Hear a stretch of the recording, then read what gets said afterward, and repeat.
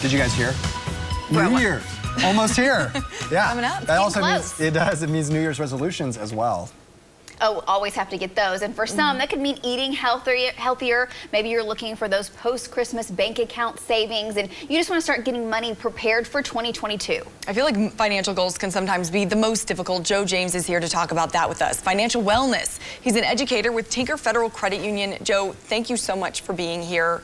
What's an easy New Year's resolution that we can make when it comes to our finances to get us started? That's a great question. I think really it depends on the individual circumstances. So for someone who doesn't have much knowledge or experience or structure in their finances currently, really spending 30 minutes a week or a pay period working on a budget, and then at the end of that pay period tracking where they spent their money, just something like that might be simple and really help them understand where their money's going and what it's doing.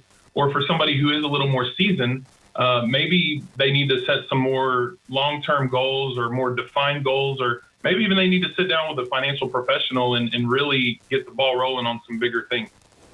Great advice. For the holiday season, a lot of folks, they end up spending way too much money or more than they had planned. With the upcoming holiday season, is now the time to start thinking for 2022 as far as Christmas goes? And what are good tips and tricks for kind of setting money aside?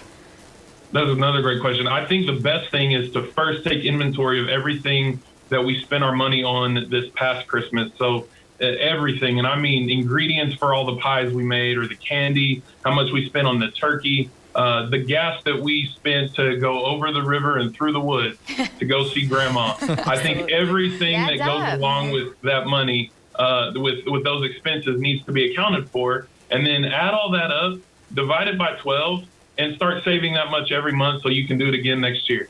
That's great advice. And I know I'm going to use two words right now, Joe, that nobody wants to hear. Tax season.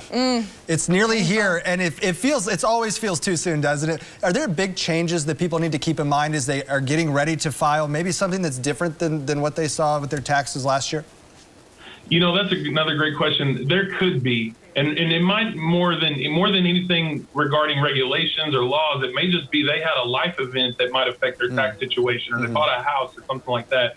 I'm always a big proponent of utilizing the knowledge and understanding of professionals. So my best advice is to find a professional that you trust and look to them and let them help guide you through that season.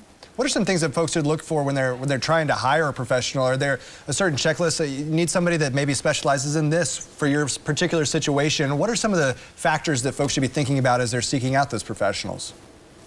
I think definitely someone who listens to you, who understands where you're coming from, who, like you said, specializes in your situation. I think getting recommendations from friends that, because they're going to trust that person, and if they trust them, you might be able to trust them too. So I think someone that listens to you, that explains well, and someone that you just have that good feeling about, I think all those things are good ingredients. Yeah. For a lot of folks, over the holidays, we might overspend. For people coming into the new year and maybe they're coming in at a loss, they spent a little bit too much, they splurged. What are some ways that people can reset and kind of get back on a better track?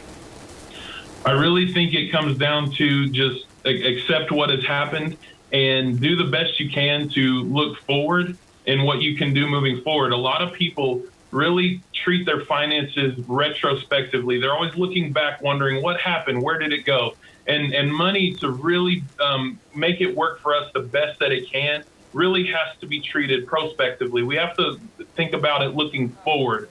So we need to really learn as a society to think about, what am I going to do with this money before it's even in my hands? And that'll really help us moving forward. It's a great advice. And I feel like now, it used to be when you spend cash, you saw where that money was going. Now it's almost you swipe a card and you don't even think about it. Remember. Yeah, I don't remember. So that's great advice, Joe. We really appreciate you being with us this morning, getting the new year started off right. Thank you so much. Boy, I know it's money talk is always uncomfortable. I know it's hard to talk about, but it's so important. It's especially like if you're married, like we all are. It's one of the biggest things to talk about, especially in marriage. Got to get on the same page. Yeah. So. Yes. Figure out what's important. Figure out what your priorities are, and get that budget pinned down. Yeah, exactly. And if you want to buy the new shoes, buy them.